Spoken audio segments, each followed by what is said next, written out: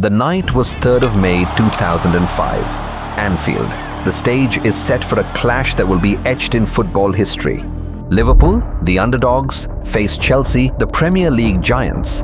In the second leg of the Champions League semi-final, the first leg ended in a stalemate at Stamford Bridge. Everything hinges on tonight. The whistle blows and the battle begins. From the first minute, it's clear. This isn't just a match. It's a war for glory. Then, in the 4th minute, a moment that will divide opinion for decades. Luis Garcia, in a flash of instinct, pokes the ball towards goal. Chelsea's defenders scramble, but did it cross the line? The referee points to the spot. Goal. Mourinho's fury is palpable. He storms the touchline, shouting at the officials. A goal from the moon, he declares. But the decision stands. Was it a goal or a phantom strike? The debate rages on. This is more than a match. It's a defining moment in football history. Welcome to the story of the Ghost Goal. The first whistle cut through the storm. Both teams came out cautiously, sizing each other up like prize fighters in the opening round. Chelsea moved the ball sharply. Frank Lampard directing play in midfield. Claude Makelele snapping into tackles. Liverpool pressed in bursts. Gerrard charging forward, urging his teammates to believe. Mourinho stood tall, arms folded, the picture of confidence. Benitez, quiet as always, scribbled notes on the touchline. To the untrained eye, it looked like a slow burn, but tension crackled under every pass. Then it happened. 4 minutes in, Liverpool broke forward.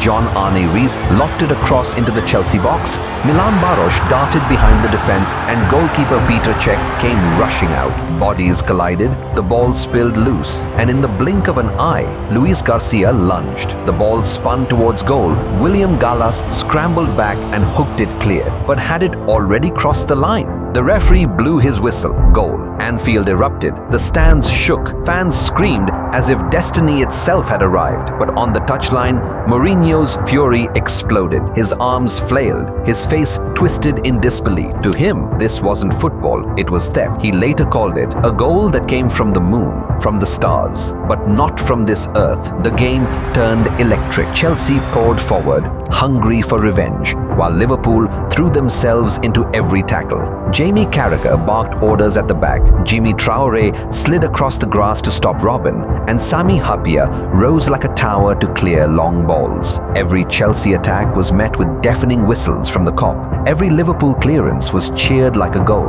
The battle lines were drawn, and this was no longer football. It was war. To him, there was no goal. To him, it was robbery. And with his razor-sharp tongue, he delivered the line that would be remembered forever. It was a goal that came from the moon, from the stars, but not from this earth. The camera cut to replays, angles, slow motions, freeze frames. Each one left the question dangling in the air. Some swore they saw the ball cross the line. Others swore it never did. And in that moment, the Ghost Goal was born. From that minute onward, the match was no longer just football. It was war, drenched in suspicion. Every Liverpool tackle, every Chelsea attack, every roar from the stands was framed by that single haunting question. The whistle blew after Garcia's phantom strike, and suddenly, Liverpool weren't just leading, they were defending for their lives. Chelsea woke up. Lampard drove forward. Essien snapped into tackles, and Drogba, the tower of strength, bullied Liverpool's backline. The ball rained into the box. Cross after cross, shot after shot. But there stood Jamie Carragher, flinging himself into blocks like a man possessed. His lungs burned, his shirt drenched, yet he never stopped sliding, covering, throwing his body where pain lived. Beside him, Sami Hyypiä cleared everything high, long and desperate. The Kop roared with every clearance like it was a goal of its own. The pattern was set, blue shirts flooding forward, red shirts forming a wall. Chelsea's passes zipped across midfield, but when they reached the final third, they crashed against Carragher and Hyypiä. At one point, Drogba turned inside, unleashed a thunderbolt, only for Jerzy Dudek to dive full stretch, fingertips pushing it wide. The stadium shook in relief. On the touchline, Mourinho boiled. He barked orders, kicked water bottles, clapped his players forward. He demanded more, but every attack withered in the noise of Anfield. And yet, just before halftime, Lampard almost silenced it all. A loose ball dropped outside the box. He struck it pure, low and venomous. Dudek froze. The cop held its breath. The ball flashed inches wide. Half-time, Liverpool 1-0, 45 minutes from Istanbul. The second half began with Chelsea throwing the kitchen sink. Gudjohnsen joined Drogba up front, giving double weight in attack. Duff sprinted down the wings, whipping crosses that tested Dudek's reach. Liverpool bent but did not break. Every tackle was greeted with thunder from the stands. Every interception a celebration. This wasn't just defending, it was survival. With heart, sweat, and willpower, time slipped away. Mourinho rolled the dice. Crespo came on, adding yet another striker. Now, Chelsea played with 3 men up top, an army in red, desperate to hold them back. At one moment, chaos reigned. A ball deflected in the box. Drogba swung, Dudek parried. The rebound fell to Lampard, but Carragher slid in, clawing the ball away at the last heartbeat. Anfield roared as if Liverpool had scored again. Carragher clenched his fists, his body wrecked, his legs trembling, but his spirit unbreakable. The clock ticked, slower, heavier. Mourinho was a storm on the sideline, his coat flapping as he urged his men on. Chelsea poured everything forward. Long balls, corners, scrambles. The box was a battlefield.